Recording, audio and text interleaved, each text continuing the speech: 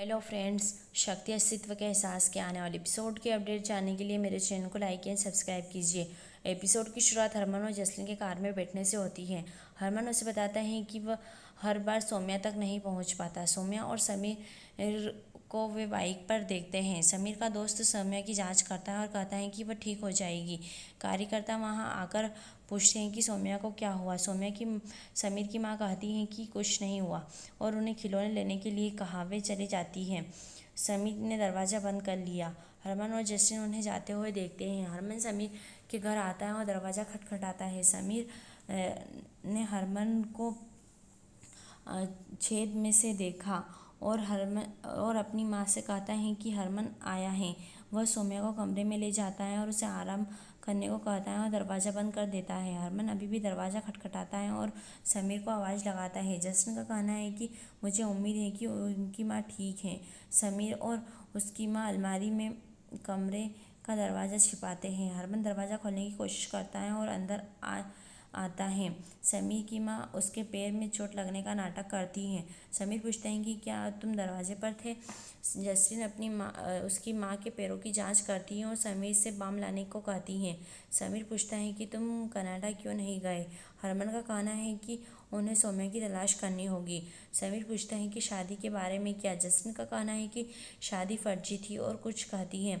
रावी जीत के पास आती है और पूछती हैं कि वह क्या कर रहा है। जीत का कहना है कि वह सौम्या को खोजने में हरमन और जसलीन की मदद करने की कोशिश कर रहा है।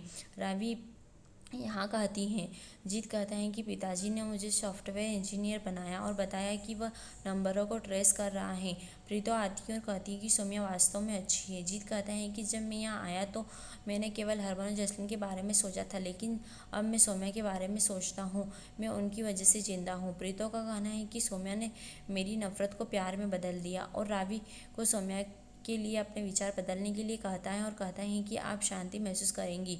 समीर की माँ ने उसे उनकी मदद करने के लिए कहा। समीर कहता है कि वे जानते हैं कि मैं उनकी मदद कर रहा हूँ।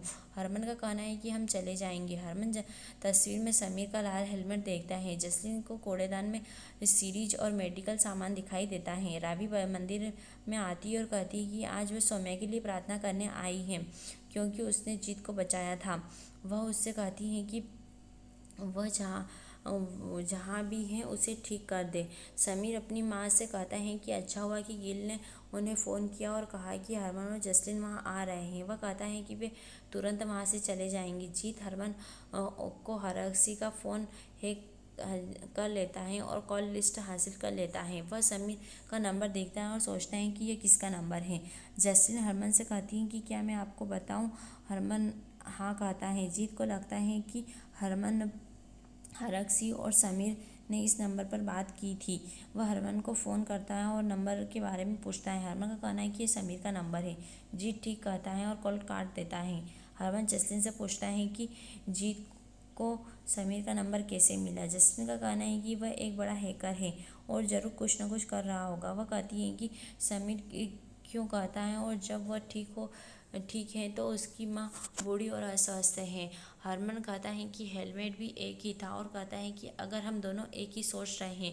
जसलीन महिला कार्यकर्ताओं को देखती है और सौम्या के बारे में पूछती हैं। वे कहते हैं कि वे नहीं जानते। हरमन बताता है कि सौम्या की माँ की मृत्यु हो गई है और वह उसके परिवार की एकमात्र सदस्य हैं। महिलाएं उन्हें नहीं बताती और चली जाती है। जीत हरमन को कॉल करता है और उसे गिल का नंबर चेक करने के लिए कहता है। वह हरमन से कहता है कि हरक्सी, समीर और आपने इस नंबर पर बात की है। हरमन को पता चलता है कि यह उस आदमी की कॉल है जिसने जसलीन और उसे मंदिर के पास कमरे में बंद कर दिया था। जीत उसे बताता है कि वह उन तीनों ने उसके नंबर पर बात की है।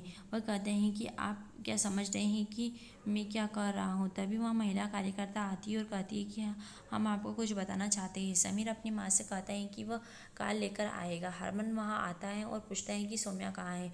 उसने समीर को थप्पड़ मार दिया।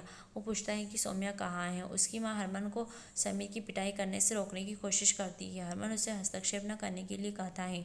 समीर को कहता है कि मुझे नहीं पता। समीर की माँ उसे समीर को नहीं पीटने के लिए कहती है। जसलीन ने हरमन से उसे नहीं मानने के लिए कहा और कहा कि वह सौम्या को घर में खोजेगी। वह उसे कमरे में नहीं ढूंढ पाई और हरमन को बताती है कि सौम्या यहाँ नहीं है। समीर का कहना है कि वह घर पर नहीं है। यही एपिसोड समाप्त होता है। आने वाले एपिसोड की अपडेट जानने के लिए हमारे साथ बने रहें।